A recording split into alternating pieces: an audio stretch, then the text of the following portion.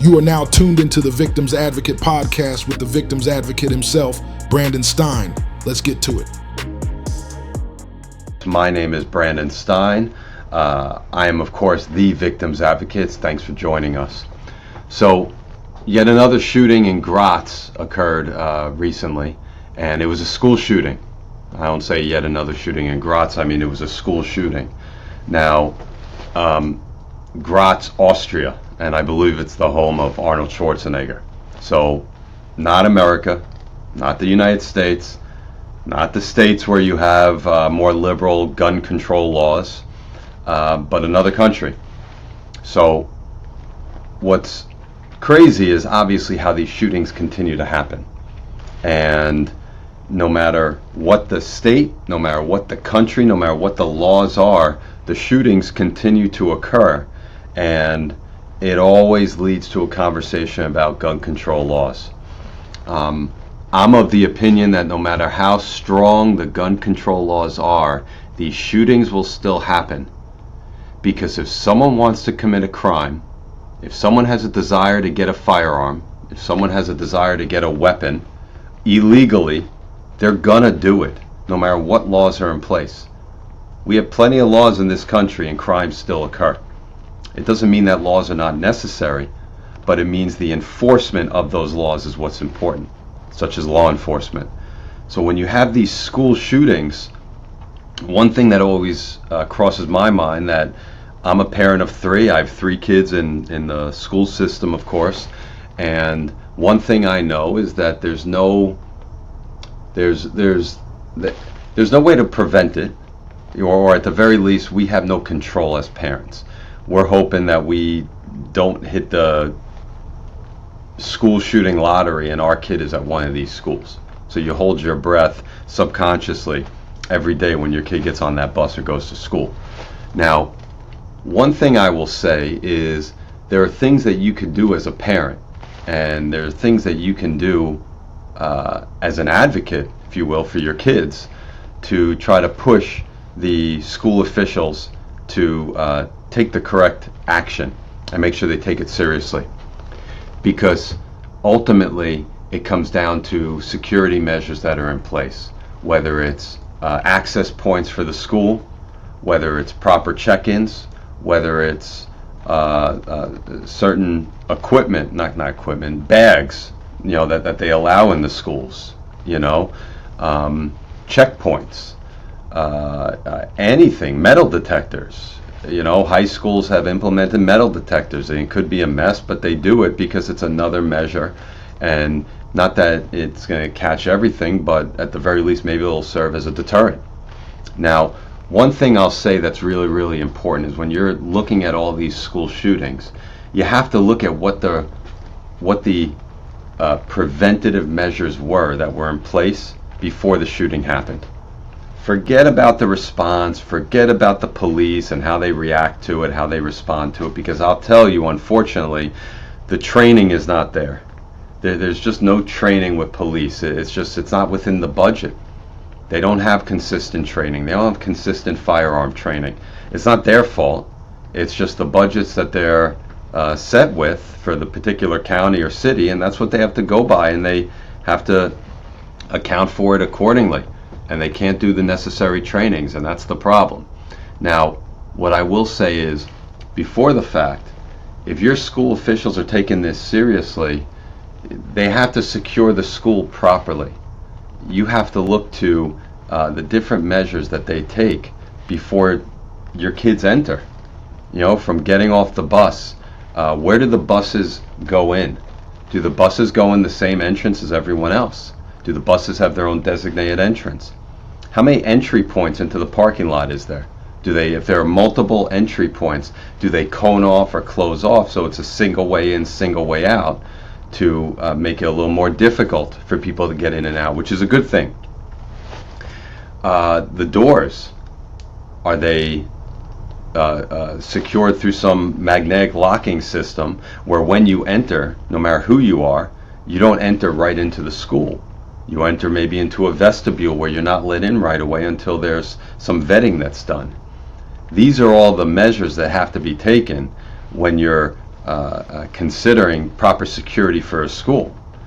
I'll tell you from personal experience. I wrote an op-ed piece for securing my school. That's what it was called, and what it involved was what I did ultimately to make sure that this was taken seriously and that there were measures taken to ensure the safety and security of my kids at the school. And it was something where the administration was great, but they weren't doing anything other than just having a service officer present and hoping that that service officer is good enough in the event something happens. In all likelihood, that's not the case. So when you look at the circumstances of a lot of these shootings, whether it's this most recent one in Graz, or you look at even the circumstances of the Parkland shooting, that guy was that kid was a student. People knew him. There were warning signs beforehand. Yet the problem is the warning signs were largely ignored. So that's why I say it doesn't necessarily have to do when there's an active shooter, what's the response going to be? In many situations that's too late because you're usually going to have some casualties at that point. It's beforehand. All right, it's not only security measures in and out, access points,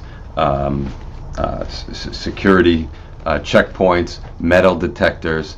It's if there are certain things in place that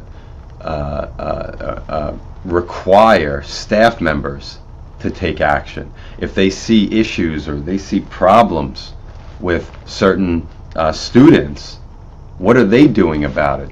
You have parent-teacher associations. Okay, they're the liaison between the parents and the teachers and the administration. So is there something in place that, hey, if something happens or if you see something, say something type of thing, what do they do if they see some erratic behavior? What do they do if there's certain threats that are made to determine whether or not they're credible? Do they report them? Is it a 3-strike you're out rule? What exactly is done? Because when we're looking at this Graz shooting, the problem is it's always the same situation. Where in Graz it was a former pupil. That's it. It was a former person. He killed 10 people and himself at a secondary school. Six of those kids that were killed were his co-students. Another dozen were injured. And what police say is that the 21-year-old Austrian shooter, he was found dead in a bathroom. He was operating alone. He entered the school with 2 guns and just opened fire. They don't know what the motive was. But always, they entered the school without any friction. They entered the school armed with a shotgun, a pistol, and both was found on the scene. So when you look at that situation in Graz, it's very, very concerning because that's a different country, and I'm not quite sure what the gun laws are, but the mechanics and the step by step of what occurs beforehand is all too familiar. Where it's a former student, it was a student, it's someone who everyone knew. It's not just a random person coming off the street stepping in. It's someone that everyone knows, everyone's interacted with, but we didn't see it coming. So the biggest concern and the biggest problem that you have is how can you weed out whether threats, concerns are credible compared to just lack of credibility, to incredible, and it comes down to the staff are those who have to step in and take control over it. They have to take control over the situation before it escalates to that unthinkable tragedy. So What I'll say is, in what I do, where I advocate for victims of gun violence all the time, and I represent victims of violent crime and help them get the compensation they deserve, but ultimately, I come in on the back end after something's happened. I'm not coming in the beginning where there's security measures that are lax, there's security measures that aren't followed, procedures that are not followed, and as a result of these breached security measures, those who owe a duty to provide reasonable security measures for people on properties, such as students, are held responsible, and I hold them responsible because all too often they have policies or protocols in place and they don't follow them.